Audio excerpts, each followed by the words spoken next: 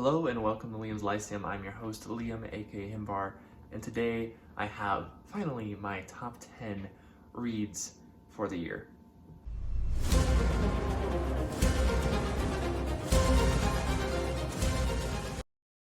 Now, this is strictly fiction reads. This does not include any nonfiction. I don't think you're coming here expecting any nonfiction. This is speculative fiction and specifically sci-fi and fantasy, and mostly fantasy because I don't really read almost any horror.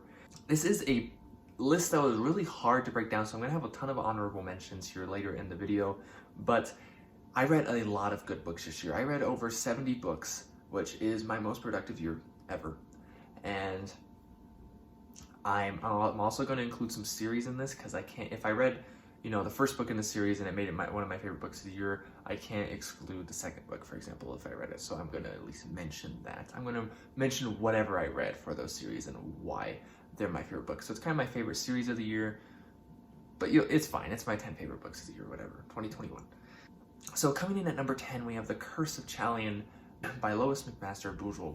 Now, this is the only book I've read by this author. I read it, I think, in March of this year, and this is a fantasy. It's kind of low fantasy. I mean, you do have gods and magic, but it's really a character-driven story. The main character is one of the best I've ever read. I absolutely love the story, and I've really been meaning to get to the second in the series, though it's kind of a standalone. The second book in the series follows a different character that is in the first book, but is not really a main character in that book. But The Curse of Chalion is such a fantastic book. If I ever get around to doing more reviews for books I've already read, and not that that I'd already read before I made my channel, this will probably be one of them at some point. And I just can't wait to read more in the Realms of the Five Gods, I think that's what the world's called, but also more by Bujold herself. So I hear really good things just about everything she's written, basically. Coming in at number 9, we have the Draenei Saga. Now, this year I read the first 2 books. Now, they're the first 2 books, but they don't really connect to that all that much. So I read Legend, which I have the copy of, Against the Horde by David Gemmell, and then I read The King Beyond the Gate, which I believe was also the second one written. But The King Beyond the Gate takes place 100 years after the first one. It does spoil the first one a little bit, but it's not like a sequel in the sense that you need to read the first book to read the second book. And that same goes with most of the books in the Draenei Saga, as far as I'm aware. So I read those 2, but just such amazing books. They're so fast-paced, but they really just pack what you could probably, really what you want in a fantasy. They give you a good philosophy, they give you great action, and great characters and great emotions, basically. And I absolutely love what Gemmell was able to pull off with those 2 books, and I do plan on continuing my Draenei journey next year, and it might make the list again next year, so we'll see.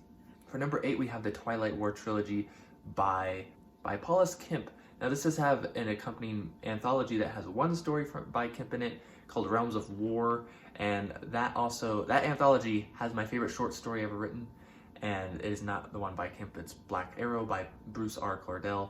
But anyways, the Twilight War Trilogy is the sequel trilogy to the Erebus Kale Trilogy, which is a trilogy I finished in 2020. And it is a trilogy that takes place in Dungeons & Dragons Forgotten Realms, and it takes the setting from 3rd edition to 4th edition. And it's super, super dark. It's kind of cynical, in some ways nihilistic, and it's great. It's so awesome. For example, the first book in the series, Shadowbred, the prologue for that book was probably one of the best prologues I've ever read, up there with Knife of Dreams prologue by Robert Jordan. And this series is just awesome. If you love dark fantasy, if you have any enjoyment in dark fantasy, I think you would really love this series. They're really short books, and they're just great characters. Erebus Kale is one of my favorite characters of all time, and definitely my favorite character probably in the Forgotten Realms. And so I would just recommend this if you like the sound of that, basically. Number 7, we have the Spiral Wars by Joel Shepard.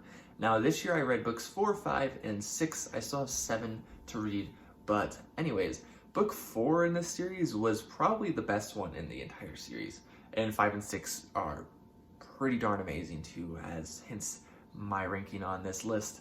And Defiance, which is book 4, was absolutely one of the best books I read. It's just non-stop action. This is a space opera military space opera, and fantastic stuff. I just cannot get enough of this series. And book 5 slows things down a little bit, and book 6 is another great romp, but that series, The Spiral Wars, is shaping up probably to be one of my favorite series of all time, and definitely one of my favorite sci-fi series of all time. At number 6, we have Malazan Book of the Fallen. Now, I've only read book 1 of this series, so I guess specifically it'd be Gardens of the Moon. As of recording this, I'm actually still in the middle of Dead House Gates. My reading has slowed down a lot in the past couple weeks, and that was when I started, like, right when that happened, basically. And it's not because of the book. I'm really enjoying it. But but Gardens of the Moon was such a great book. Like, I don't even know how to describe it. You can go watch my review. There's so much depth to it, so much Erickson just nails the verisimilitude. He nails the characters, the world, and while it's a realistic world, I mean, it's also super fantastic, right? Because it is fantasy after all. And I'm absolutely digging it. Again, this series will probably be on this list for next year too, if I would just assume with how it's going now. So, but if you know how much I loved that, then that makes the top 5 pretty big. So let's get on to number 5. So for number 5, I have Conan. Now, I read The Coming of Conan the Cimmerian, which was my first experience with Conan, by Robert E. Howard, who's the creator of Conan. I started a couple months ago, but I finished at the beginning of November or so. And this was awesome, man. Conan is a fantastic character, and he deserves more love, I think, from readers. I feel like a lot of authors will, pay their respects to Conan and stuff like that. But such good stuff. And I mean, as far as I like my classic fantasy, I like my sword and sorcery, and Conan fits both of those. And so it's just awesome stuff. I loved Conan. The shorts, I mean, of course, they're all about short stories. I did read one Conan novel written by Robert Jordan and not by the creator of Conan, but it was also pretty good. And I'm looking forward to reading, hopefully, depending on how my reading goes next year, lots more Conan. There's just so many characters that, like, try to copy Conan, right? Like, I feel like almost like half comic book characters are just trying to copy him. Okay, for 4, we have Fafhrd and the Grey Mouse. They're similar veins, sword and sorcery, and I just love this duo so much. More than probably any other duo right now. I'm just digging Fritz Leiber's Fafhrd and the Grey Mouse. Now, I've read the first 3 books, which are just a bunch of short stories, but it's Swords and Deviltry, Swords Against Death, and Swords in the Mist. I'm planning on getting 2 Swords Against Wizardry soon, and man, I can't explain. I feel like me just talking about it. I'll be trying to link my videos that I've already discussed these books and characters beforehand, but this series is just so good. It's just got the right amount of humor, right amount of heroism, but also right amount of, like them not being like, 100% like morally great heroes. And but it's just so awesome. I can't. Yeah, you have to read it. You really do. I mean, gosh. Along those lines, at number 3, we have Memory, Sorrow, and Thorn by Tad Williams. Now, this is a trilogy. It's famous because the last book in the series, To Green Angel Tower, is gigantic.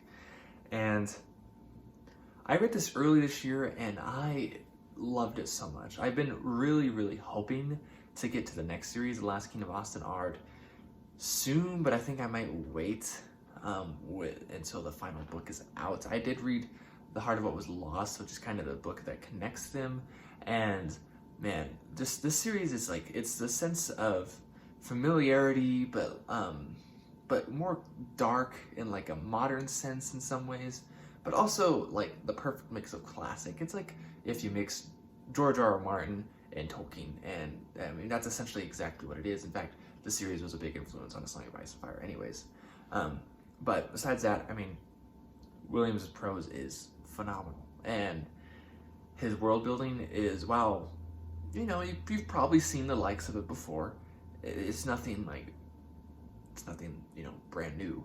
It is executed beautifully, and I love it. I feel like I'm not going into a lot of detail on these, but I don't feel like that's my job.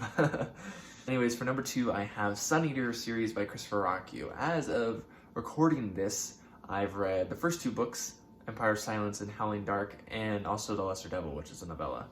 And I'm hoping to get to Demon in White before the year is out. Regardless, I don't think it's going to change what my number one spot is, but coming in really good is number two. When I read Empire of Silence earlier this year, it is exactly what I needed to read at the time I was reading it. It made me cry on a couple occasions, and it's so good. It's someone described it as Red Rising meets Dune. I haven't read Red Rising, but definitely does have a lot of Dune vibes. Also, coming of age story. It does remind me some of a Book of the New Sun. It's just so amazing. It's written in first person. It takes place like 10,000 years in the future. If you haven't read it, then I think it's super easy to read. And I think if you like fantasy and want to try out more sci-fi, this would probably be a good one for you. It's kind of science fantasy, kind of sort of planet type of thing going on. So I recommend you just pick this up, start with Empire of Silence, and enjoy it. Okay, so I have a bunch of honorable mentions here. I'm just going to list them for the most part. I am likely forgetting some because I read so many good series, so many good books this year. And so I just wanted to go over some that I think deserve mentions. So we have Ringworld by Larry Niven's Ringworld, Marion Zimmer Bradley's Darkover, Vance's Dying Earth, Elminster's Making a Mage by Ed Greenwood, Forgetting Moon by Brian Lee Durfee, Oath of Swords by David Weber, The Shannara books by Brooks, Dune by Frank Herbert, which was actually originally number 10 on this series when I made the list, and it got kicked off when I had to add Gardens of the Moon to the list. So there's that one. And then coming in at number 1, who do you think it is? That's right. I feel silly saying this all the time, but it's Book of the New Sun by Gene Wolfe. I loved the first part, the books I've read in the series. Now, it's essentially one book, and I haven't read all of the books in that book.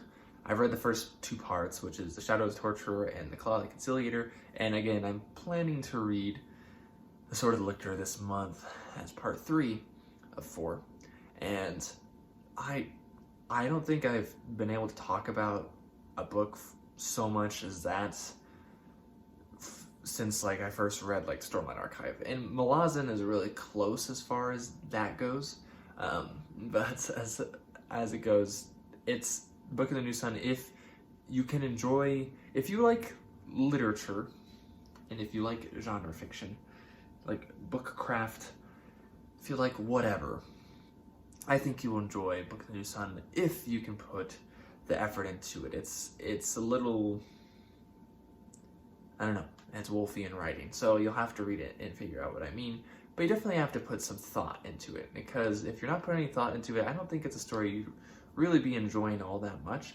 Now, I'm not saying you need to be smart or anything like that, but it's definitely a story that makes you think, and I really appreciated that, as I've had I don't know, my year has been different than previous years, and so that was very much welcome. And so Book of the New Sun resoundingly wins. It has some great competition. Every book I mentioned are phenomenal, and our books I would likely recommend to you depending on your taste. But I just want to say thanks for watching, and hopefully you've had a good reading year of 2021.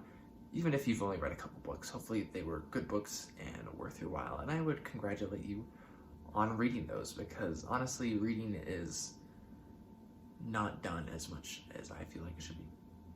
Anyways, Liam with Liam's Lyceum, and I'll catch you next time.